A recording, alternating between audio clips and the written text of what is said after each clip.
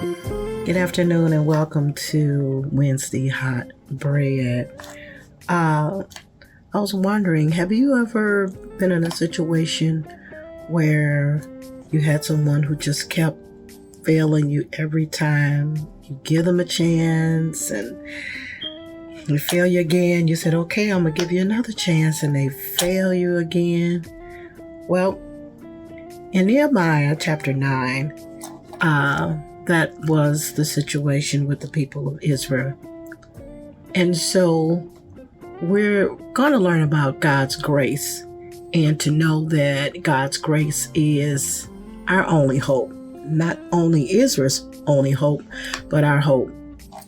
Israel was devastated by times of intense rebellion and sin.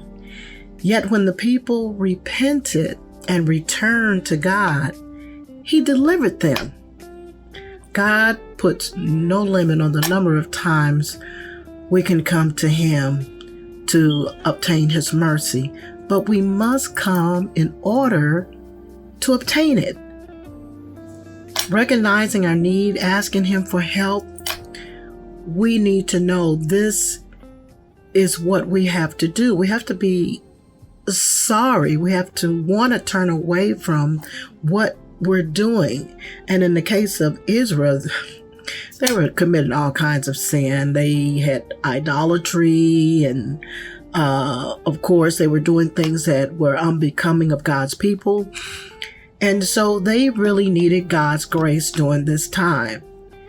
And even one of the scriptures that I was reading, it's 9:31. It says, "In your great mercy, you did not destroy them completely or abandon them forever.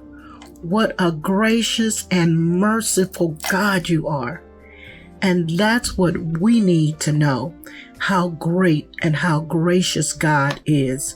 Knowing that if there's a recurring problem or difficulty in your life, continue to ask God for help. And He willingly and He is ready to make a change in your attitude, in your behavior, in your character. You have to surrender your will to His in order to receive this grace. We don't deserve it, but we can receive it. God's grace makes our salvation. It makes it possible. Not only that, God's grace should lead us to serve others and show mercy and grace to other people. Grace is God's voluntary and loving favor that has been given to us. We don't need to turn this down. I'm saying to you that understand that He didn't have to do it. He doesn't have to love you. He didn't have to save you.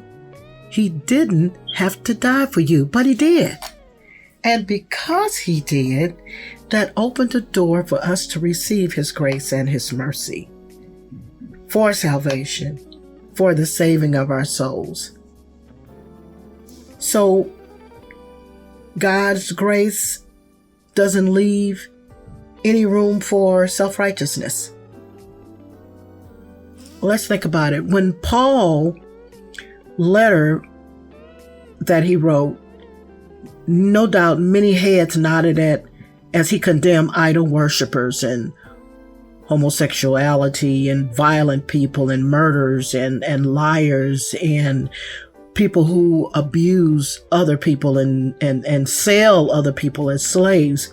He was against that.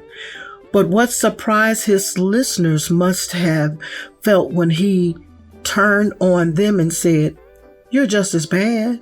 You're no better than them with your self-righteous self." Paul was emphatically stressing that nobody is good enough. All have sinned and come short of the glory of God. So that leads me to say that we all are in need of salvation. We all need God's love, especially His grace, so that we can receive His salvation by trusting and knowing that He is our God and our Savior. So I say to you, please take a look at your life and see if you have God's grace. May these words bless you today. I love you.